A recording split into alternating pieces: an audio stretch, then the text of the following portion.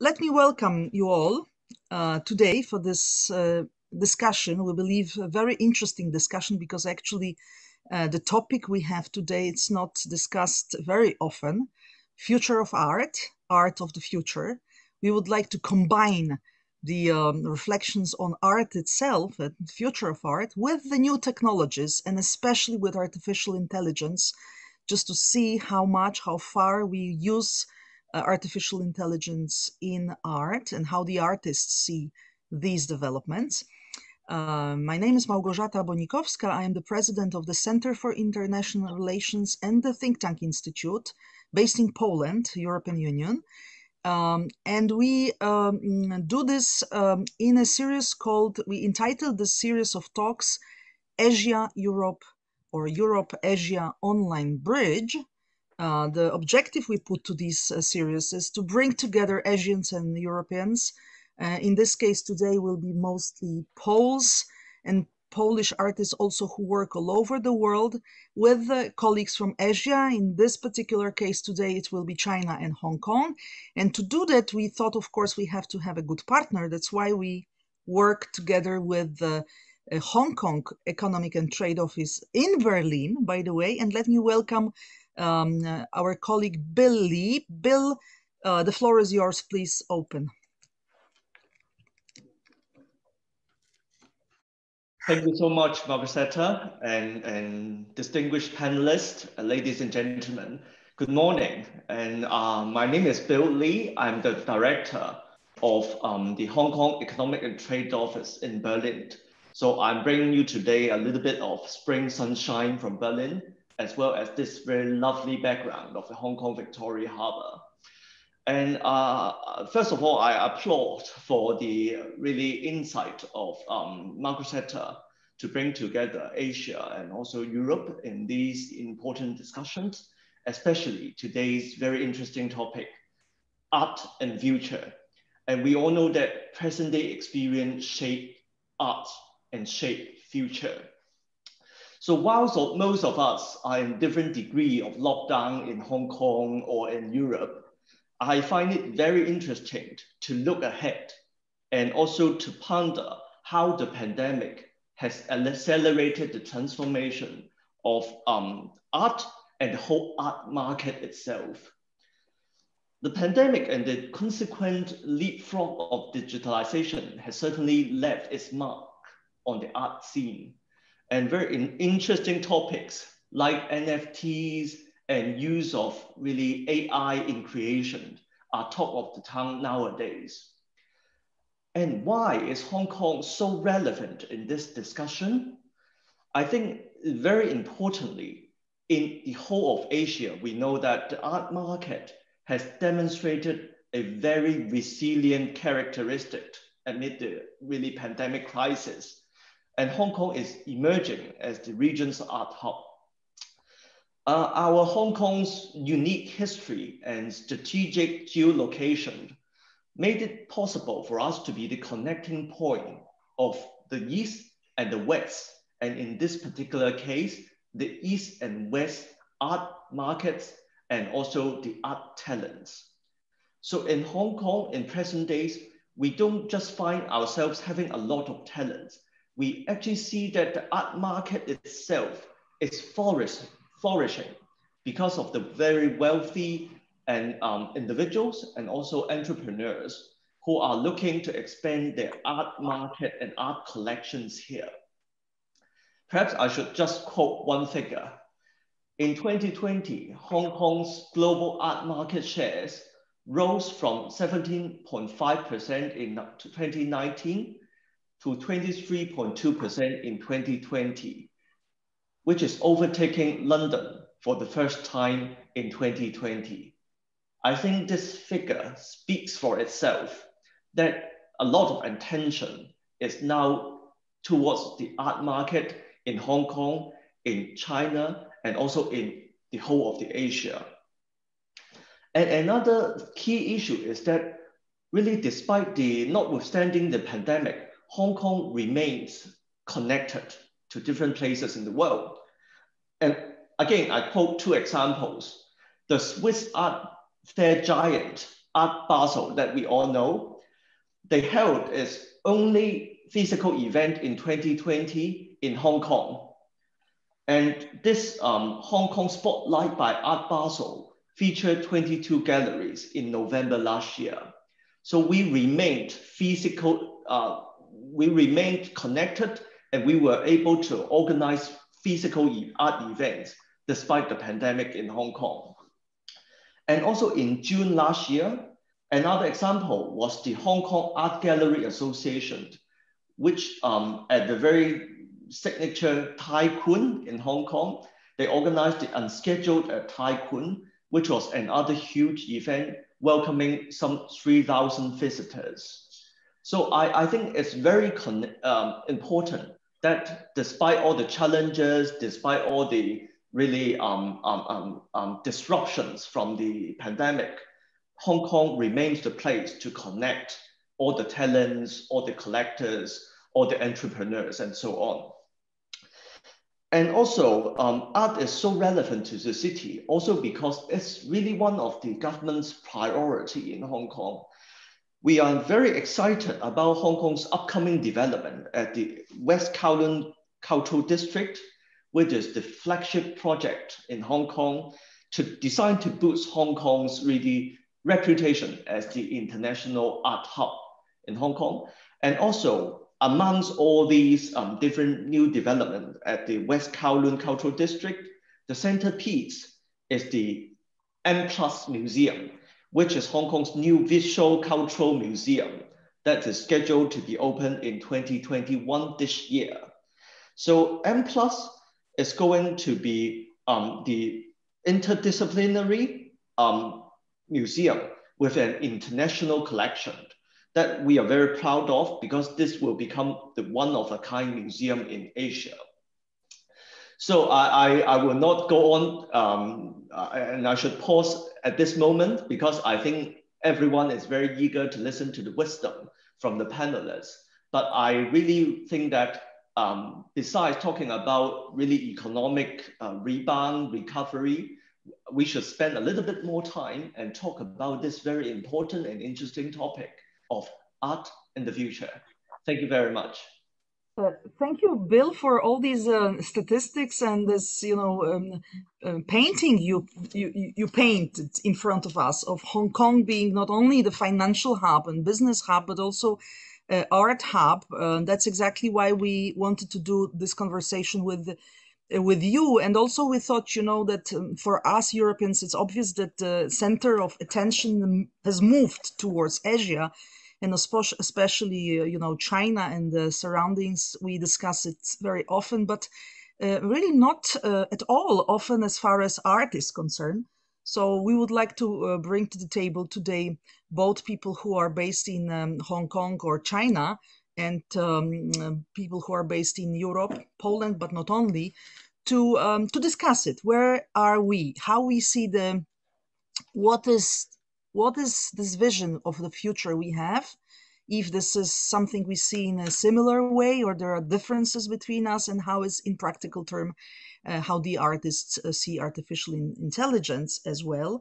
So let me just move on to the discussion itself. We have really great number of panelists. We have 4 people who are with us today at the table, and 2 people who gave us comments on this, 2 artists. So let me just move on to the discussion, and it will be moderated by my colleague, Agnieszka Ostrowska, the program director from the Center for International Relations. So Aga, over to you. Thank you very much, Małgorzata. Good morning, everybody, and good evening, because in Hong Kong it is already evening. So for the sake of our today's discussion about the future of art and art of the future in the context of new technologies and in the context of artificial intelligence, we have managed to gather an outstanding and fantastic group of panelists coming from both the world of art and the world of technology. So our Asian-European bridge is also art and technology bridge, I hope. And I also hope for a very interesting discussion because of this variety. And I would like to ask our panelists for a very quick round of introduction, starting from our Hong Kong guest, Professor Pascal Funk. Could you maybe very briefly tell us what industry you come from and who you are? Sure. Can you hear me?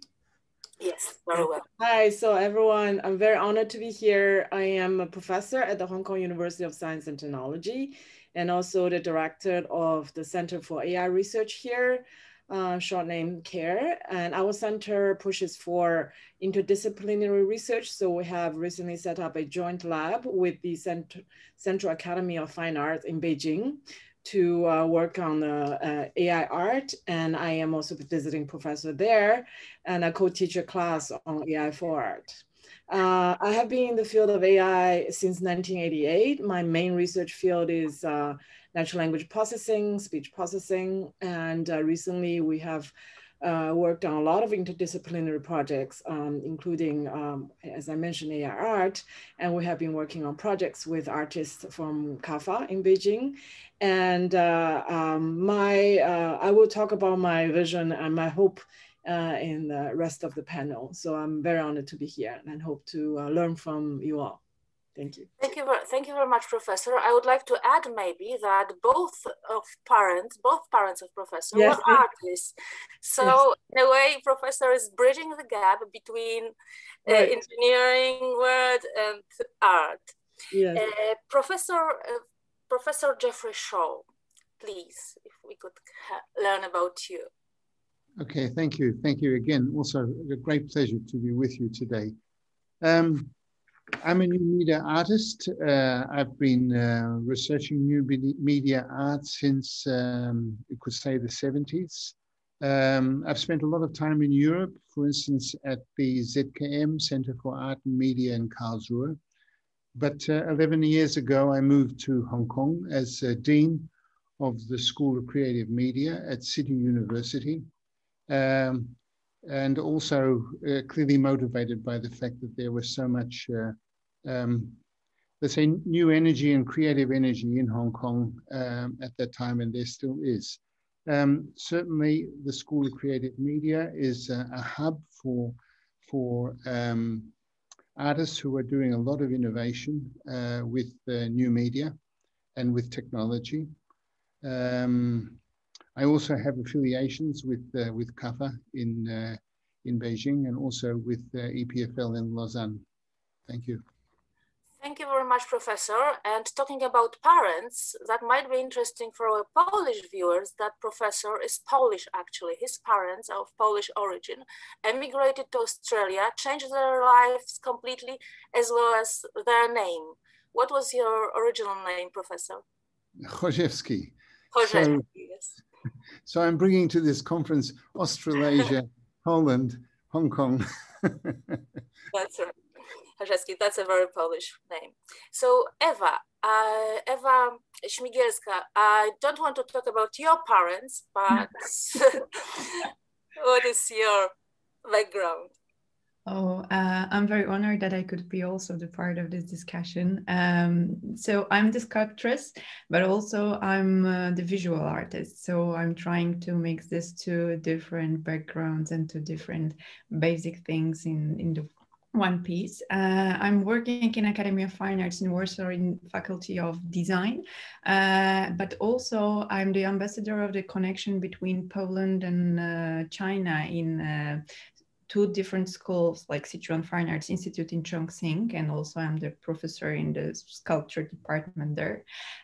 So my way between, like, this bridge between Poland and China starts like 4 years ago. And maybe even though, Agnieszka, that we didn't speak about my parents, I think I should to add, because they are like sociologists and they open my heart for two different cultures. So I grew up in that kind of home that maybe my way was started many years before, that I love different cultures. So even though I'm an artist, I think that part was really important. Thank you very much, Eva. We really count on your sharing with us your insights and observation about the differences between the state of art and in China and Poland. And last but not least, Piotr Mieczkowski from Digital Poland. Good morning. Thank you for inviting me. I'm leading a Digital Poland Foundation, which lately created the first contest for art, which was created by AI. So it's a very fresh contest, first of its kind in Poland, and we are we promote AI in Polish society, and we run several initiatives like AI for managers, etc. So the art, I would say, is just, let's say, one of the initiatives around AI that we do. Just yesterday, we launched the State of Polish AI, which includes map of Polish AI startups, corporations, state of research, how many AI experts do we have in Poland, all in English, 200 pages long. So I would even call it maybe a small Bible. Like I said, thank you for inviting me, because it's a very, very hot topic, especially because we are discussing with current auction houses whether we should put those AI art on the auction, and whether or not to make a first NFT real auction in Poland, which is a quite interesting topic. But I believe later on there will be some time to give you a feedback on what the people who are buying this art thinks about AI art and whether there's a place for exposition, I would say, to put this art on, let's call that wall. So thank you for having me again, and I mute myself. Thank you very much. I hope that your artificial intelligence created art will be as successful as Edmund Bellamy's portrait, which was sold for like how many? Over $40,000 at Christie's. So yeah, maybe that's also the future. Let's hope that artificial intelligence will be able to produce work that will be presented at respectable art auction houses.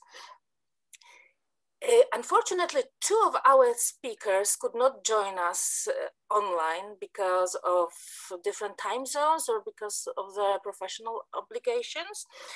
Katarzyna Stanny, who is the head of Media Imagining Lab at the Department of Media Art and Academy of Fine Arts in Warsaw. She's having a dean's meeting today, and Michał Znaniecki, who is a famous international, I would say, opera director, working both in China and in Europe and in Latin America. He's currently in Dominicana, so I guess he must be sleeping soundly right now. But we recorded their short statements. And before I would like you to invite to the discussion, the first actually round of questions that I have for you, which will be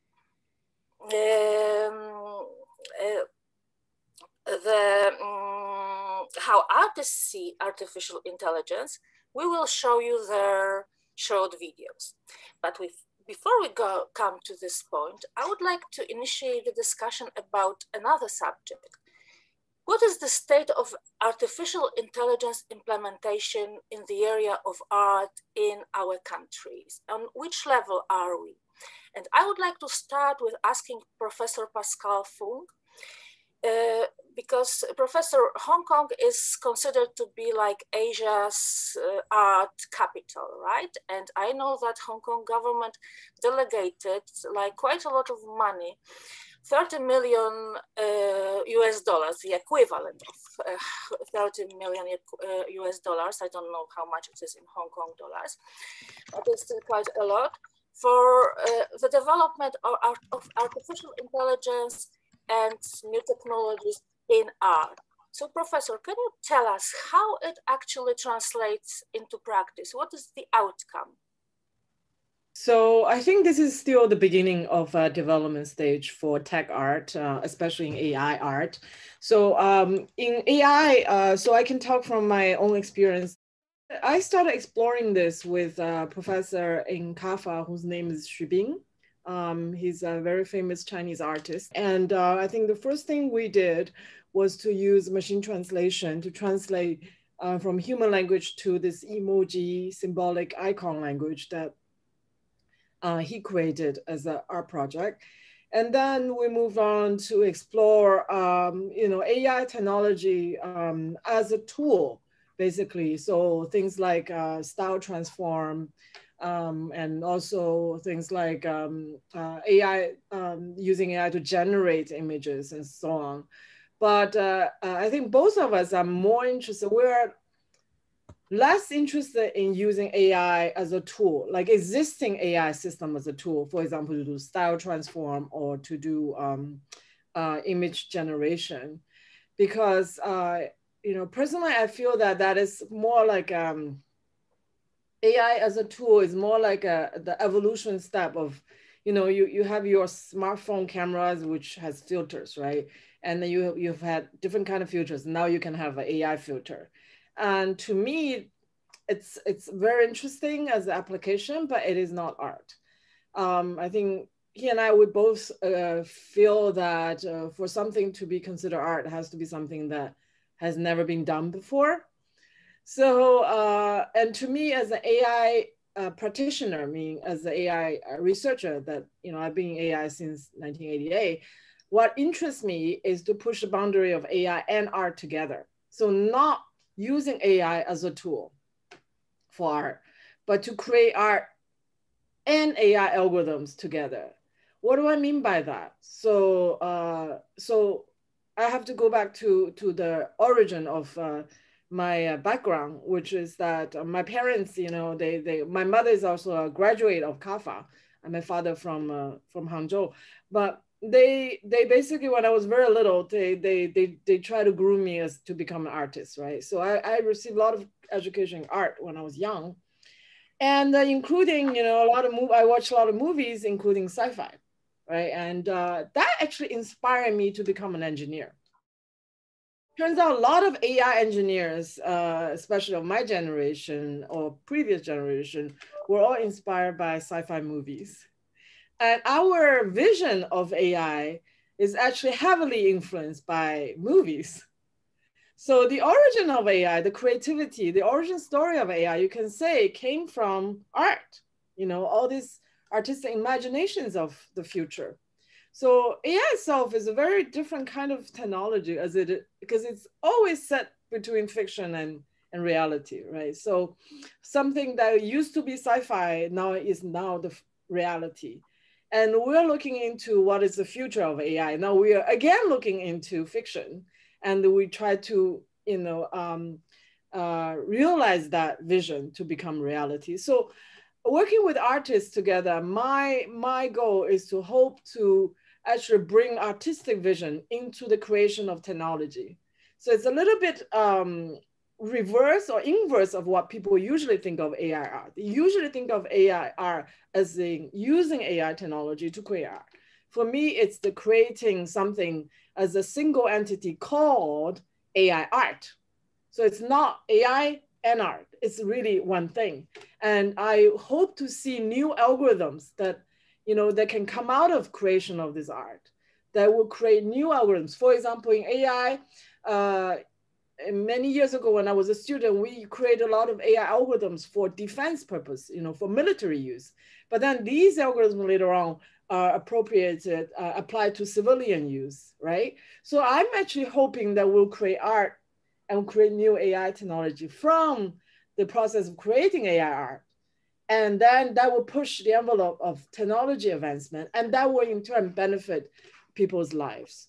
So it is it's a bit of a, so we are still starting at that, from that vision, we're still doing baby steps. All right.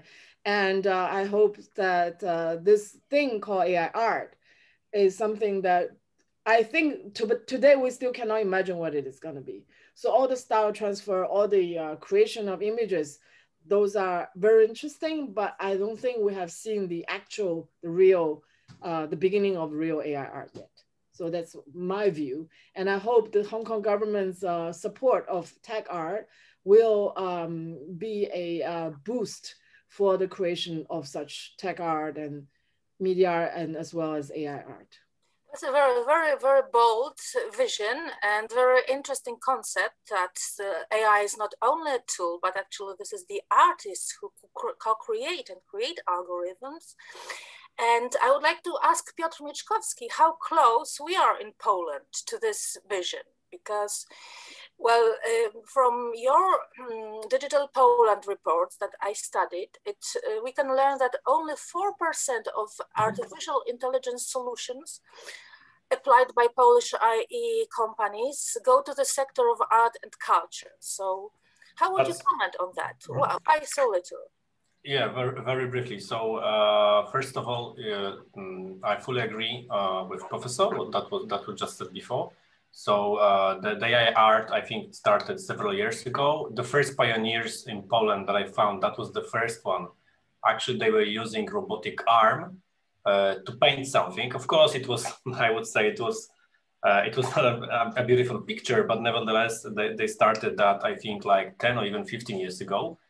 But I think the exposition of AI art, I think in Poland, it showed up, I think like 3, maybe 4 years ago. And now actually, yes, 4% of startups, AI companies in Poland are saying that, yes, we do AI art, but mainly they started doing this as a, I would say, not focusing on getting money or earning money on AI art, but rather using capabilities or features of AI to enhance the picture or do something with the video. Which means that, for example, there is a startup, Comixify. It's a startup where you upload a picture of yourself, even you could make a screenshot of me right now, and it will transform the picture to a comics, you know, as a, you could change over there, like whether it should be a Marvel style or some different style, I would say. So it started a couple years ago, and one of our idea to start the talk ongoing, like whether AI or algorithm is an artist, because you're probably aware of the discussion from legal point of view. Who is the owner of the art? Whether it's the artist or the person who has the tool, or whether the algorithm. So still, of course, is the artist, because it's just the tool. But nevertheless, we wanted to start a discussion, and that's why we created the first contest for that. Let me just even share the screen just for 30 seconds, just to show you. So here is the, you should see right now the screen, digital arts. Right, so we created that in 3 categories: open, new, and metaphors, transformation. And what are the findings? First of all, 80% or maybe even almost 80% of the people are data scientists, or let's say people with a background in AI. So it's still very relatively new to artists. We have some very good, by the way, the best products or the best paintings or the best videos that was produced actually were produced by the artists. So most of the artists won in our contest. So we just finished that, and let me change the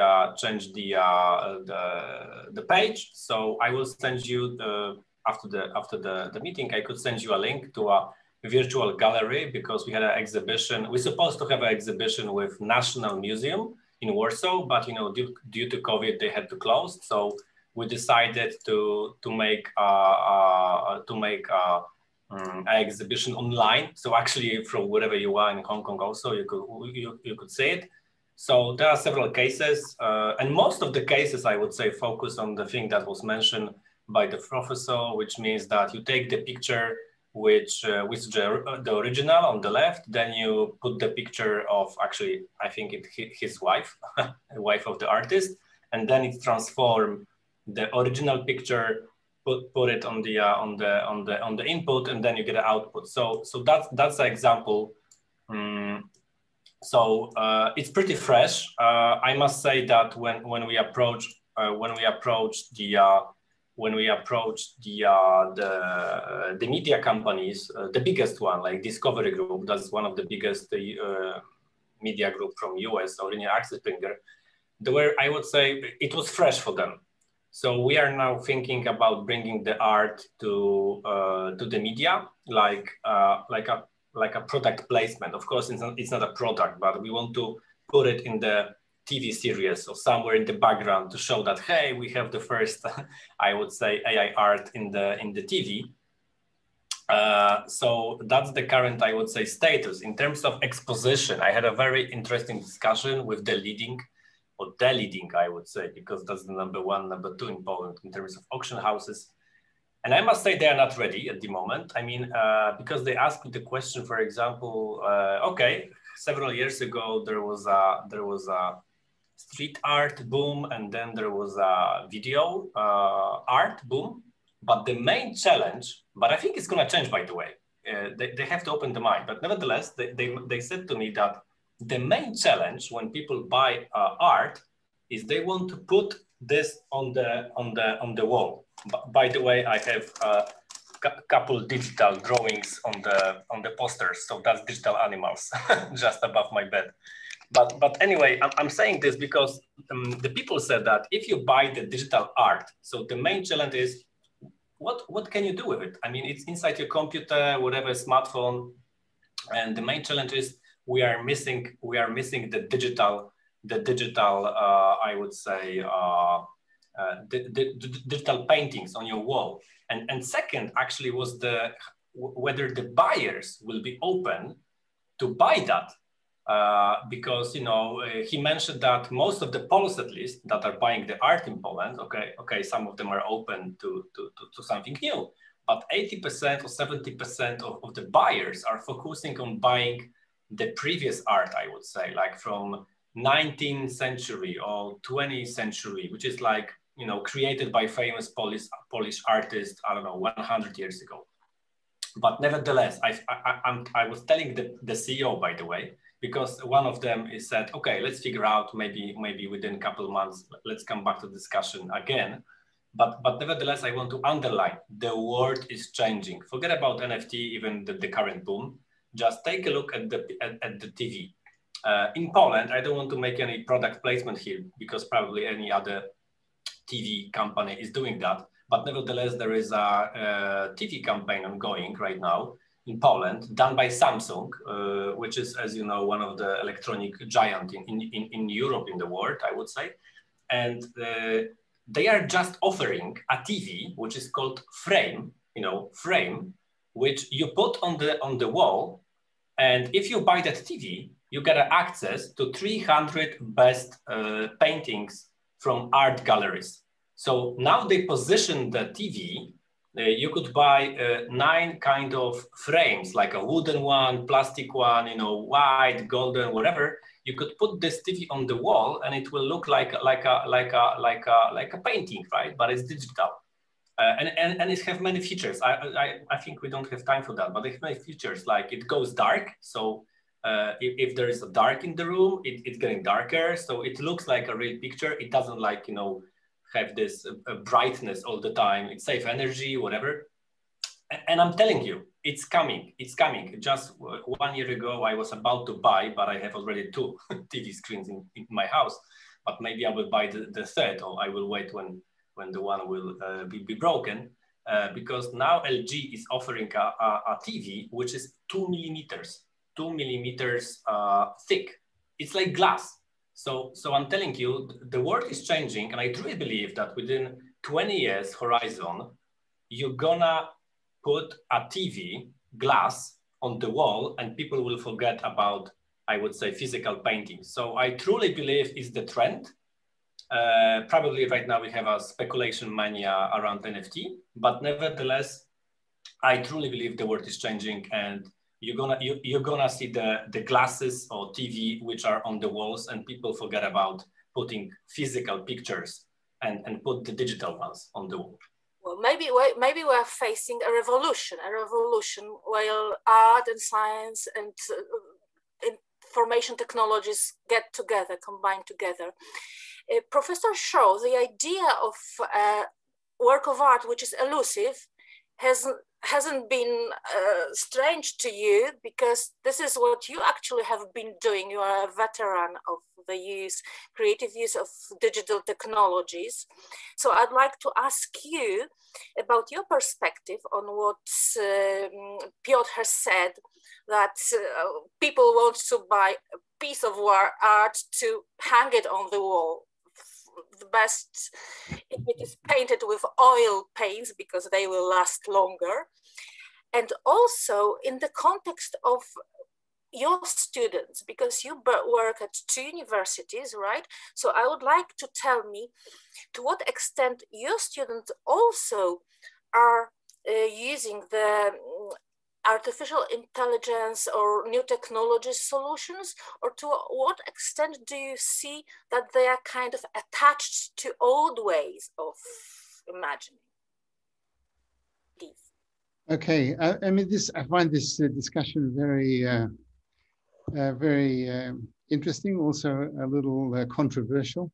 I have to tell you that as an artist, as a young artist, one of the things I was protesting against was putting things on a wall. And I said to myself, as a new media artist, I'm going to make things which can't be put on the wall. In other words, my vision of the revolution in art was a new kind of experience, a new kind of art experience, not just the object on a wall. Whether the object is a painting or whether the object is a screen doesn't really make that much difference to me.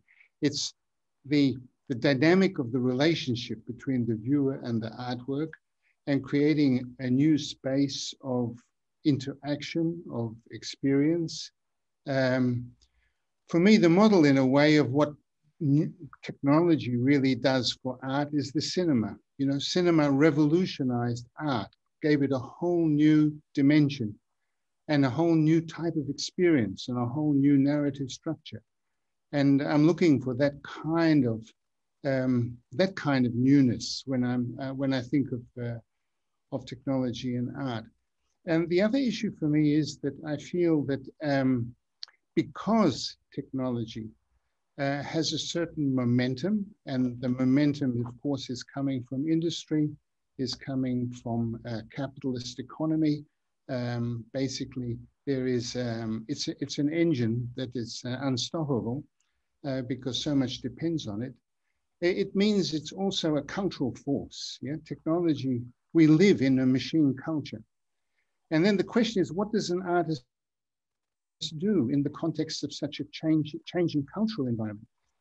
And at that point, it was clear to me that as an artist, I have to engage with technology, because I feel that it's not just industry or not just science that has to give shape to technology, but it's also artists who have to give shape to technology.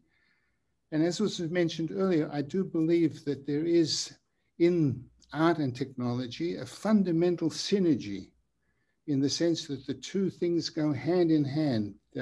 Technology informs the art, inspires the art, and the art also informs and inspires the technology to take new directions.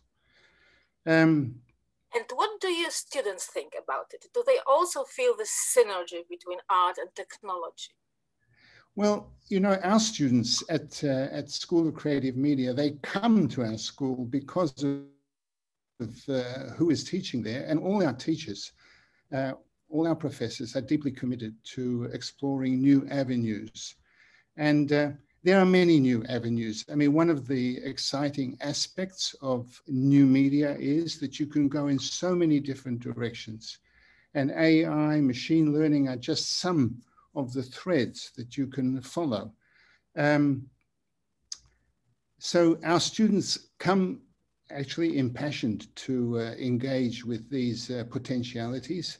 And our professors are people who are very excited by discovering the new. I mean, actually, one could say the history of especially of Western art, modern art, contemporary art. I mean, art is valued for its innovation. We expect an artist, if we look, we are always looking for the new painter, the new sculptor, the new media artist. So art and innovation this is a fundamental marriage, entanglement, yeah? So art, innovation, technology, these things are a very, very coherent whole. Thank you. Eva, you work both in China and in Poland. So I would like to ask you, are Polish and Chinese students to the same extent impassionate to engage with the possibilities of artificial intelligence and new technologies, as Professor nicely put it? Oh, yes, thank you for this great speech, Professor. Unfortunately, I think because of the situation that we have in Polish schools, and it's such a different, like the area to work as in China, Polish students are not so open for the VR or AR part, and they could not develop it so much because like in the school, the background, it's much more smaller from the like the basic things than in China. But for example, some of the students, if they want to try and to develop themselves, they could use the extra programs that for now we have with Warsaw Technological University. So some of those connections between two universities, this is like the tool that they could use and they develop in the area. And I think the main thing for the visual artists, especially those who are like working with design or with the space, like the sculptors, it's the idea of the immersion in art. So they are like trying to use some kind of new techniques, new way how to interact with people, how to make some multidisciplinary things. But in China, for example, like in the last December, I was like having the international competition. It is like held by Jiao Xintao. It is the title is like the Sculpture Tomorrow Award.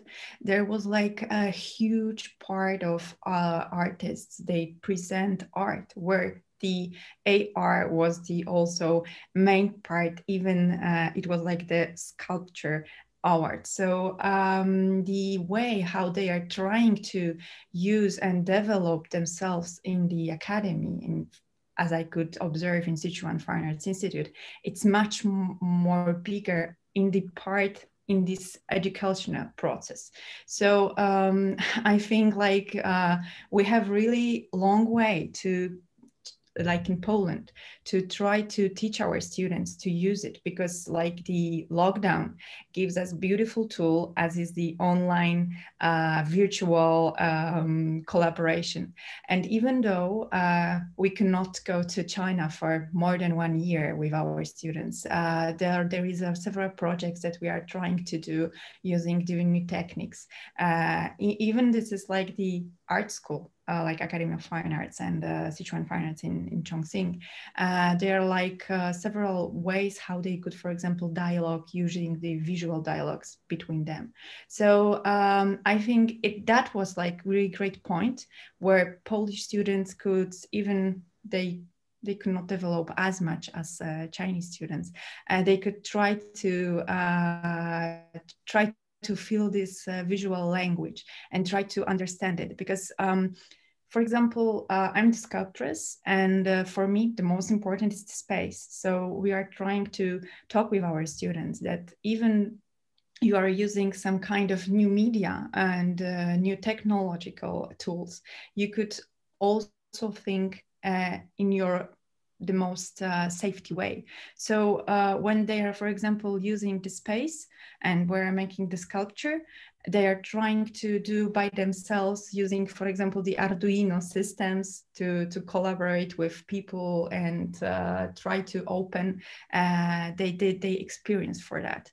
But I'm really happy that Polish students have got this touch with Chinese students, because Chinese students are much more open-minded in this area, and they also, even they are students, could teach us. So I think it's like really great collaboration. I could talk a lot about this, and show you a lot of beautiful projects. I don't want to interrupt this whole great meeting, but I think the next steps, it should to be like in Polish schools, like to open much more that part for the AR, because like after lockdown and after this whole part, we could stay in that point in somehow projects like the working with theaters across the whole world, and even though we could not move each other, we could build some kind of beautiful pieces of art. Eva, thank you very much. I think that if Polish students have such enthusiastic lecturers as yourself, they will feel encouraged to use new technologies and artificial intelligence solutions. So thank you very much. That was a very interesting insights of all of you. And now I would like to move to another round of our discussion about artists. How artists actually see artificial intelligence. Is it like just a useful tool, as somebody said at the very beginning, a threat, or maybe like a fully fledged competitor who is a creator? And before I ask you to comment on that, I would like to ask Ada, please, could you show us the statements that we recorded from Kasia and Michał on this question? And both, they are not in the agreement, I would say. You will see for yourself in a second. One way of speaking of art, it will be the art made without human being. Just with the tools of AI or with some algorithms. But I'm sure that the human being and the artist as a person will always exist, because this is very personal. This is what artist is making when he is painting, sculpting, or drawing. This is very personal. So everyone can be the artist, and it's for me it's difficult to imagine that we will live in a world without artists. I think this is not possible. The tool is only another way of creating the art for me. It's a new tool. Artificial intelligence for me is a new tool, like it was with the photography, like it is with the programs of Adobe, for example, or another packet of programs for graphic designers. So this is a new way of speaking, but new language of art. For me, artificial intelligence is new language of art. Art is a rich word. So the art is something that stimulates my emotion. So I'm sure that artificial intelligence can do it in different way, maybe because it's exciting because of this perfection, because it's in different way of thinking, maybe something new, different that I can't imagine it. And so this is amazing. So this is like avant-garde, made by an artist, by a man, by a woman, by children, or by machine, and it will be stimulated for my emotions. So it's art, of course. So these are two contradicting statements, and I would like to ask Professor Shaw first. Professor, you've been actually producing digital art almost all the time. Aren't you a little bit afraid that this is the first sector that actually could be replaced by artificial intelligence? Because as long as we cannot think that Michał Znaniecki, who is the opera director, will be replaced that quickly, because he needs performances, he needs to gather people on stage. But your work could be very quickly, I would say, replicated by AI systems. Look, I'm always a little surprised that people have a kind of replacement anxiety. Okay, I don't see these developments as replacements, but just as expansions of ranges of possibility of how we can live our life on planet Earth. Right? These are just new dimensions of our existence, new dimensions of our culture. You know, when photography came, everybody was panicking, saying it's the end of painting. You know, we now have photography. Why do we need painters anymore? But it was not the end of painting. In quite the opposite, photography was an enormous inspiration for painting, and painting was an enormous inspiration for photography. So AI is interesting in the sense that it brings into question the creativity and the scope of creativity. You know, when a violinist plays a violin, the sound that comes out belongs to the violin, not to the person.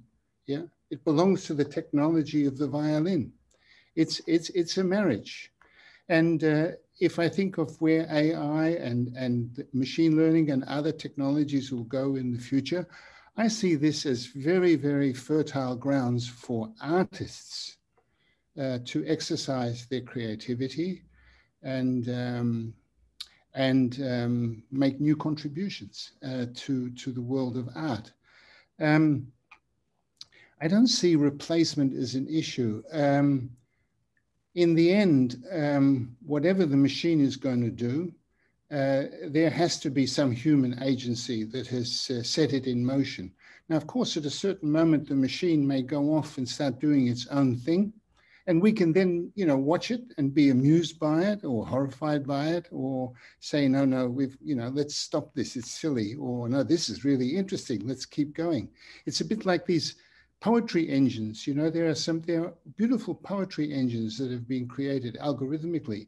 Some make great poetry and just others make nonsense. But still, somebody has crafted the engine, and that generates, then the machine, let's say, is able to do something more or less interesting. So,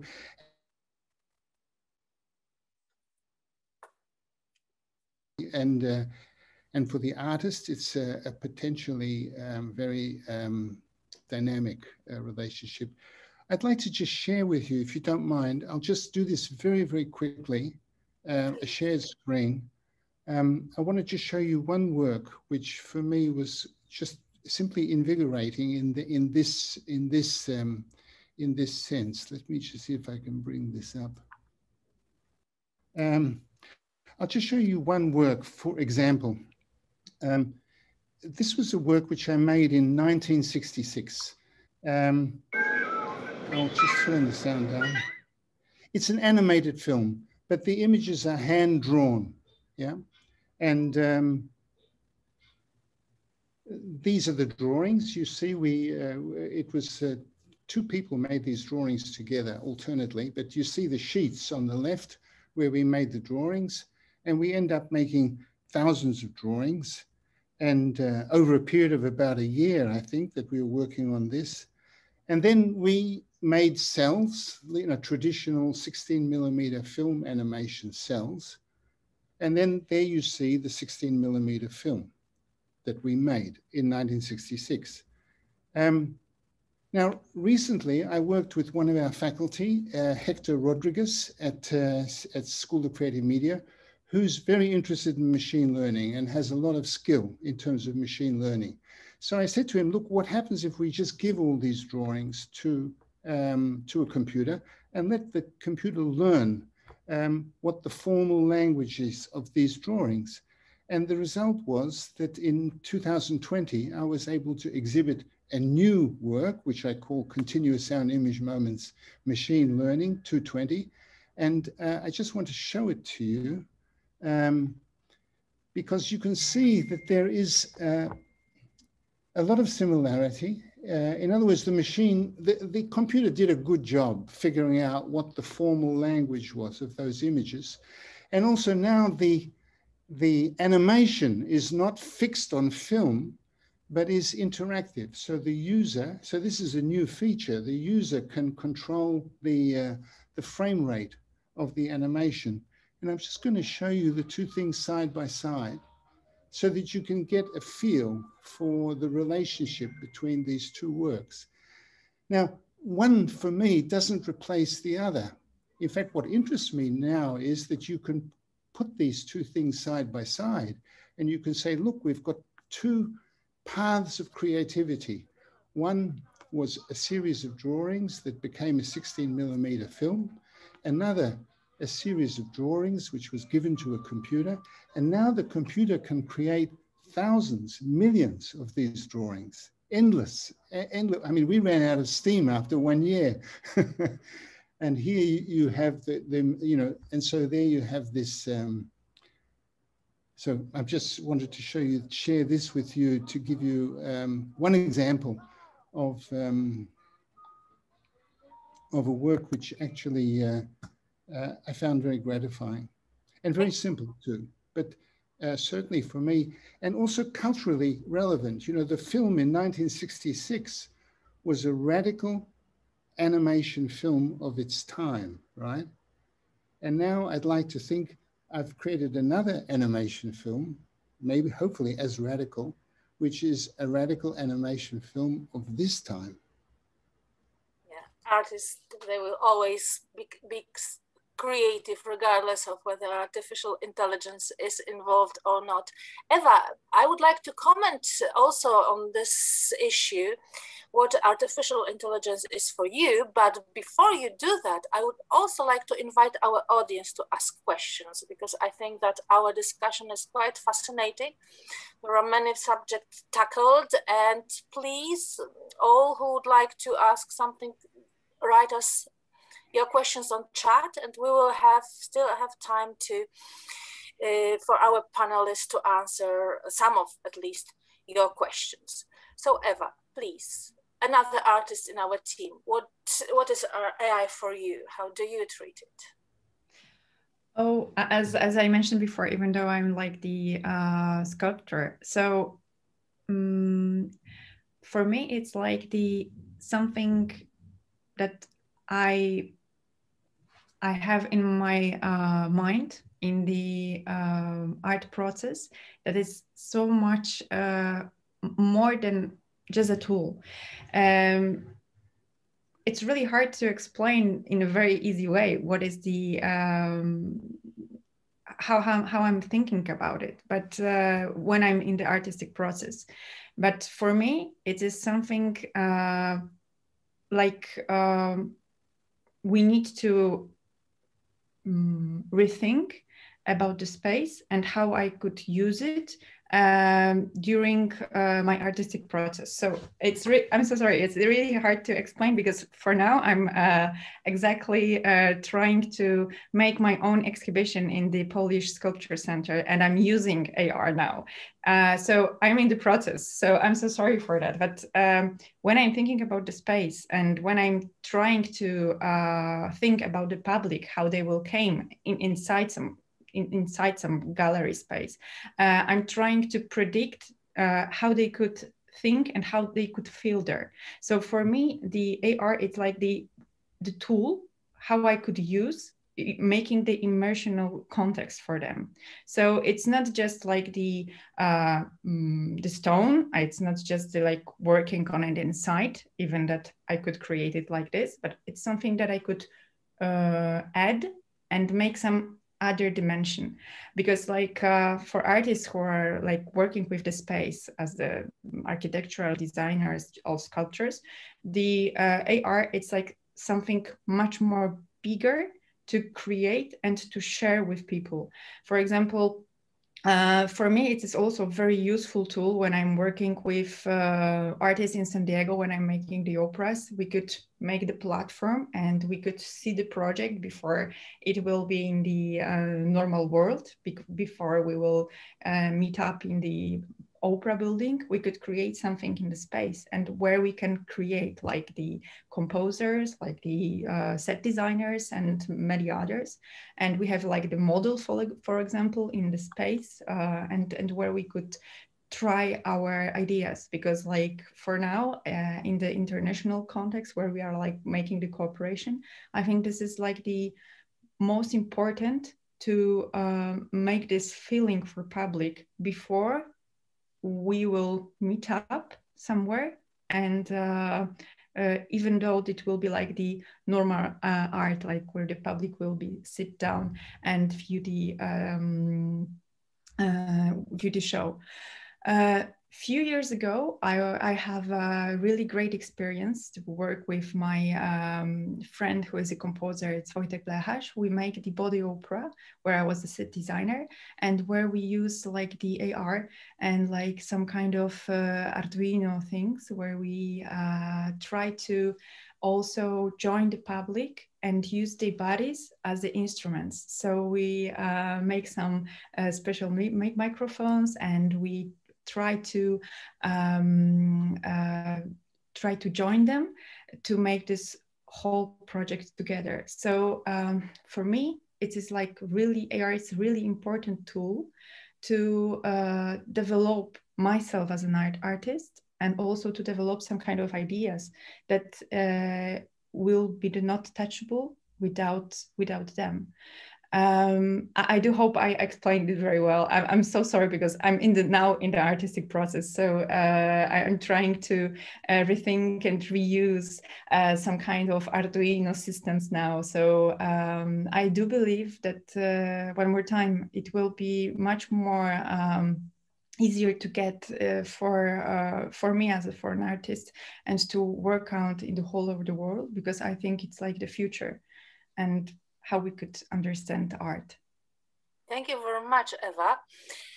I would like to thank you for the question also from the audience. We have a very interesting question from Mr. Zebnisto Asrorova, who actually could be addressed this comment to Professor Shaw. I'm drawing and painting for 14 years, and I felt that anxiety of replacement. Now I can say it is no time to change, even with small steps, but forward. Thank you for the interesting topic. Professor, how would you comment on this comment? So was he saying that he feels okay, or he's still feeling anxious? Well, for me, it's still feeling anxious. Maybe you could, sorry, it's a woman.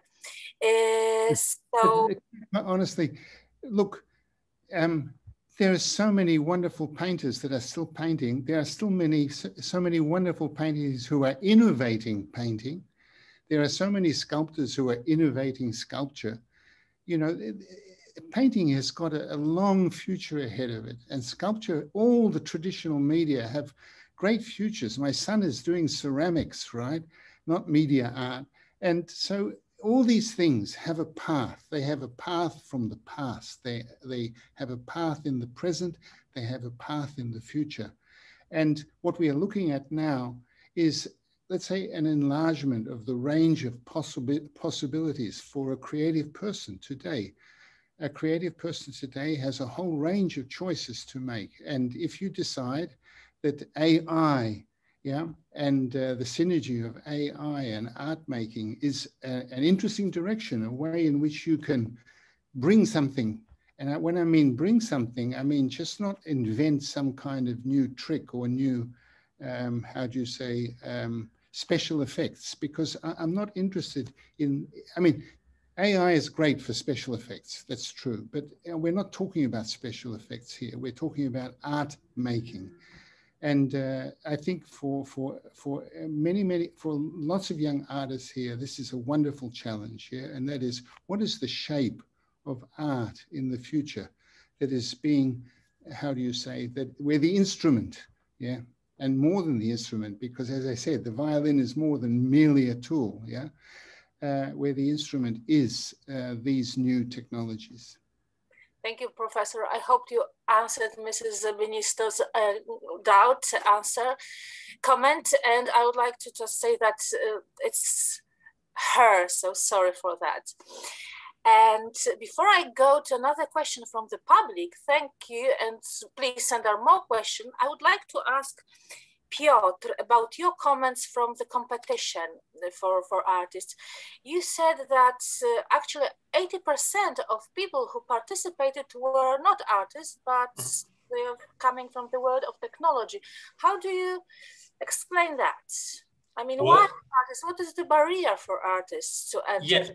Yeah, let me start with the definition. I mean, first of all, when you say you're making a contest for art created by AI, the question is, what is AI and what is the tool? Because first of all, The best, I would say, drawings, the best videos were actually created by a real artist who worked previously with AI tools, very advanced AI tools, which are ready to use, which means they're not coding anything. They're just, using programs from some of big corporations like Adobe or many others, because we have to be aware that AI, it's a buzzword which show up like 5, maybe 4 years ago, but AI is algorithms, and those algorithms are used in many programs like Photoshop or many others, which are already embedded. So in those programs, because they help us enhance the drawing or enhance the video by just clicking like enhance, and it's do all the magic for you. So so coming back to the topic, like I said, it depends how you understand AI. We had couple successful engineers who actually made a real program, uploaded more than 2,000 photos or drawings, and then make a transformation based on a very famous artist, which means that they how to say that they actually feed the algorithms with 2,000 pictures. They teach the algorithm what is the style of the artist, right? And then they send a drawing to that algorithms, and as an output, you had this transformation. So actually, let me even, I think it was set in the Middle East. Picture is worth 1,000 words. So let me show you what I'm talking about in the meantime. But I'm saying that it depends on the how people actually understand AI, and most of the people were actually thinking about coding, and I think that's why we had so many data scientists or AI engineers in our contest. But nevertheless, I also see, by the way, a trend, and that's very important, by the way, from I would say AI policy point of view, that AI is a discipline which is horizontal, which means that if you want to be an expert, let's say AI in healthcare, you have to actually combine at least 2 people in that team. One is from healthcare, the other is responsible for engineering. And I think the same is for artists, which means that you actually, it's very, very hard to be an artist if you want to program, because come on, if you finish the university, it's obvious. On one side, you are engineer, so University of Technology. By the way, that's my career. Or you are like an artist, a lawyer, doctor, whatever. It's a different kind of story. And over there, they don't teach you how to code. So it's very hard for, I think, artists to start coding or even compile or do something with the tools. So that's why I think 80% of those people were actually coders. So just to give you for 5 seconds, just to give you an idea about the transformation that I was talking about. Yeah, you should see my screen. So I was talking about transformation. So the engineer actually uploaded 2,000 pictures from Polish artist. That's on the left. Then he uploaded a new photo of the church somewhere from Bieszczady or wherever, and then he get as an output on the right side. He get actually the new photo, which looks like on the left, right, is the style of the artist. But and I must say that he was one of the leader of this contest, because actually he was a good coder, and like I said, he managed to upload dozens of photos to the algorithms. I created the algorithms. So to sum up, 80% are coders because it's a tough work. But I believe the Adobe and many others corporations are doing great work, and I offering the tools actually, so we don't have to code anything. So it will grow. The number of artists who use AI, I think, will grow. Professor Fung, I think that this is like shows the necessity of integration of technology with art. And I know that this is something that you are doing. Could you tell us briefly about your project? So, so we do two kinds of projects. One is creating tools for artists. And the other, as I said, was AI art itself, working closely with the artists and myself as an artist to create art. So I want to speak to the first one. So we have actually created an online style transfer tool. So the artists can use it to create the art they want, and they can adjust the style, they adjust the content, whatever they want. That's a tool we created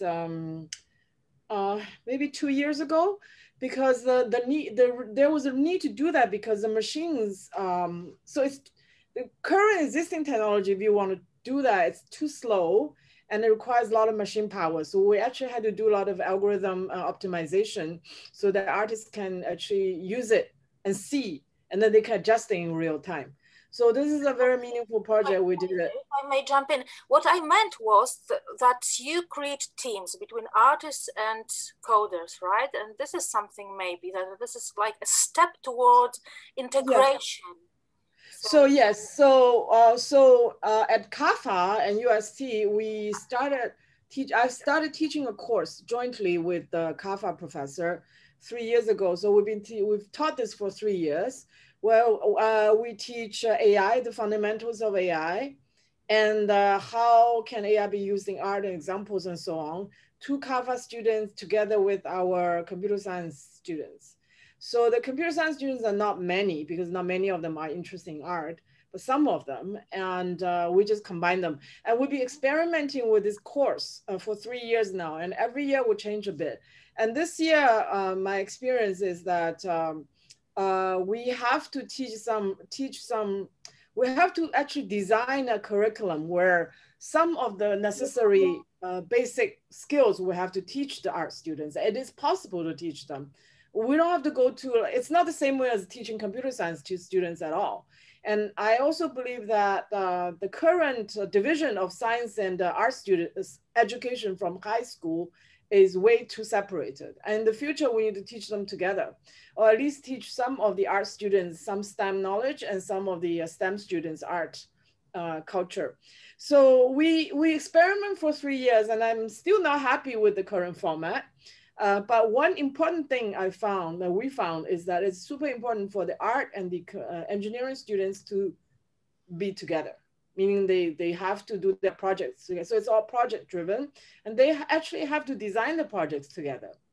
Because, so that's what Piotr just said, that you need both sides of the people. But then you also cannot have two kinds of people who cannot talk to each other. So we need to have art students who are actually interested in learning some coding, and the computer science students who are actually interested in art. They cannot be completely separate. So I have 3 PhD students who are very interested in art itself. Like, we go to museums whenever we travel together for conferences. In traditional art, they are interested in traditional art. And some of the CAFA students, they are interested in playing with Arduino. They are interested in learning some coding, and they actually can code to some extent, not the most elaborate kind of coding. But you know, coding has evolved. Like today's AI coding programming, I always joke to my students, I say to them, you know, you guys are not coding at all because you're just using some high level existing libraries to put things together. When in my generation, we had to code at a much lower level. And then previous generation actually had to do machine language coding, right? So coding is evolving, and it's gonna be higher and higher level, to the extent that I believe within 10, 20 years, our students can code. Anybody can code, because the programming language will be evolved to a very high level. So for example, Adobe and such companies will come up with a tool or programming language for artists. Today we have programming languages for children, for example, Scratch or Sketch, what is it called? I forgot. But anyway, so there's programming language for children, right? So there will be programming language that the artists can use. And I think that is the way of the future. So it's not like have two people who are of completely different knowledge and background. It is a very, very difficult. It's very difficult to get people who are like that to work together, actually, in any field. maybe this is like a very good postulate and a recommendation that students of art should be taught coding and students high level coding, you know, not yes, because they don't need to integrate the two words. Right. I'm afraid our time is running. Before I give the floor to Małgorzata and Bill again, I would like to ask the last question from our audience. I just lost it, yes, and I found it, sorry. This is a question for Barnabas Pinter. Just like you mentioned, it is really important in art whether there will be people who buy the pieces. I am very curious about what are your thoughts on the future of branding of AI art and AI artworks in auction houses. Who of you feels the most competent to answer this question? Maybe I'll just give a short feedback from the auction house that I had, just 1 week ago, because it's fresh. So in terms of the buyers, or in terms of trend, because Małgorzata also asked the question on the chat, I think first of all, the past auction houses or the current auction houses, like Christie, they just sold the NFT for $69 million. They try to be in the new market, and I would say just use the digital tools and digital paintings as an additional asset that they sell. So everything stays the same, right? But the NFT and internet is changing that game. What does it mean? Right now there are open repositories like OpenSea, where actually it's like Amazon, Allegro in Poland, where there is no auction house. People just bidding. There is no curator of art, because I'm trying to say that there are two trends. The one is the old one, like there is an auction house, and the auction house is saying this is good, this is not good. The price of that art should be higher. You have to buy it. So there's a client, and they advise the client, you should buy it. That's a very good artist. So you're a curator of art, and that's an old story, old-fashioned selling pictures, I would say, drawings, whatever art. But the new way of that is, I believe that because of the internet era that we live in, and it's like democratization, I would say, because everyone, they don't need any curator right now. It's just, do I like it or not? And I see that marketplaces for arts are booming. What that means?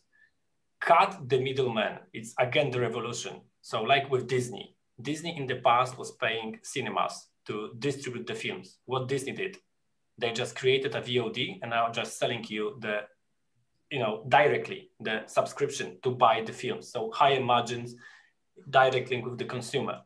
And I believe that the NFT and the digital revolution will actually support the artists, because it will cut all the middlemen between artists and between artists and the end consumer of that art. And you will actually support that artist by giving, directly the money to the artist by buying token, for example. I must say that it seems to be very logical and natural conclusion that digital art does not need like traditional auction houses, but can be bought directly on internet in this, as you say, democratic way.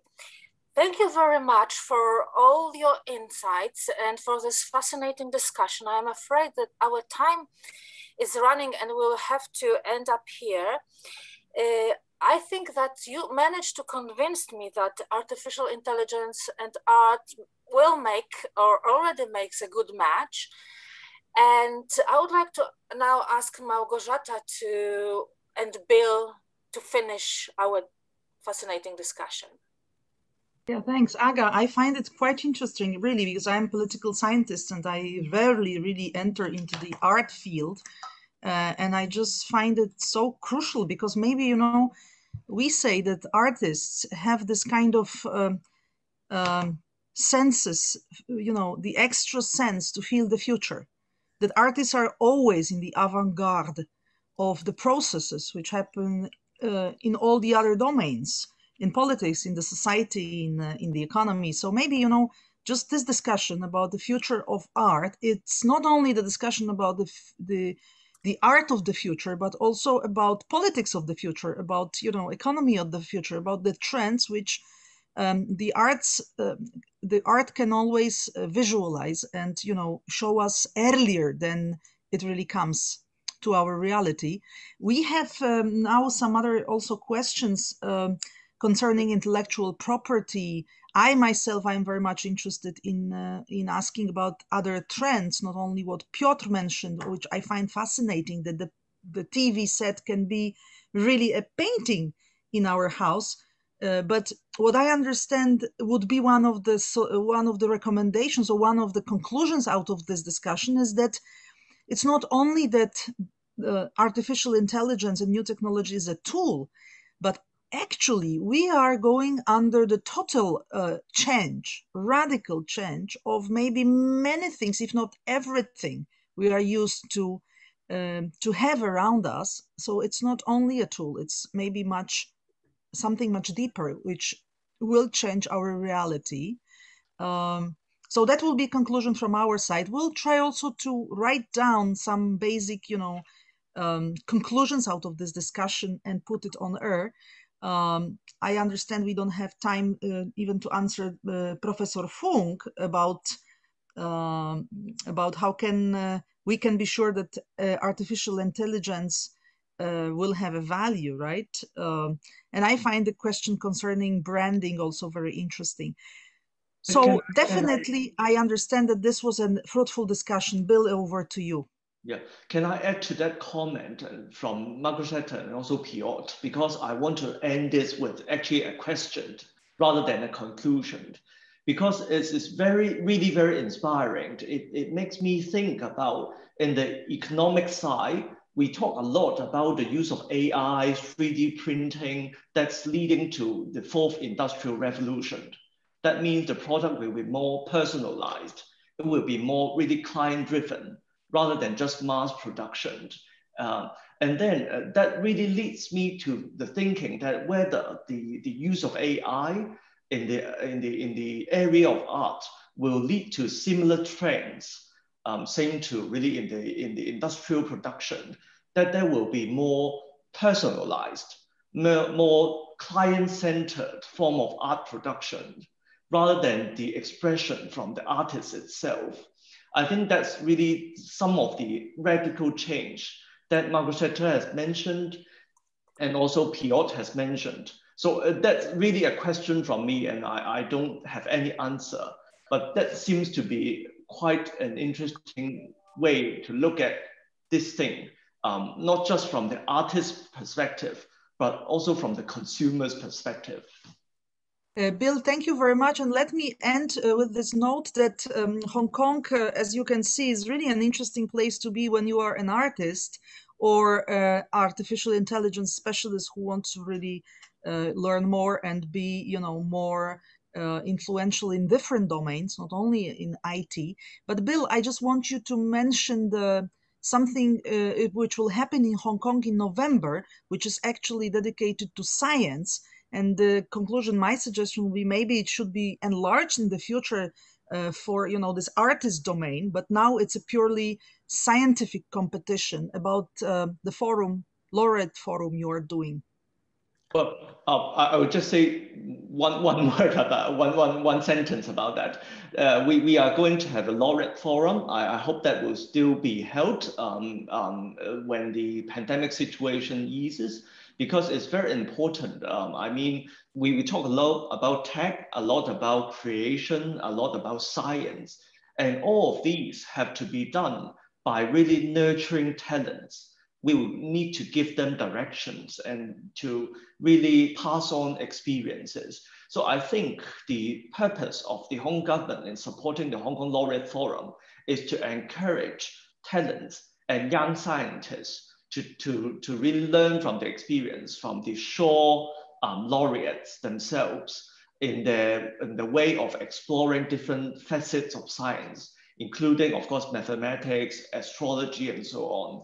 So, I mean, there are lots of really driving forces in Hong Kong that we want to push to expand our talent base, to really diversify our economy, and also our, the way that we see Hong Kong's development in the future is not just really an entry port, it's not just a place to do financial services, fintech, but also other areas of things, including arts, movies, science, and so on. Thank you, Bill. So we encourage you to follow this event. And if you know any scientists who might be interested in this gathering, it will be in November.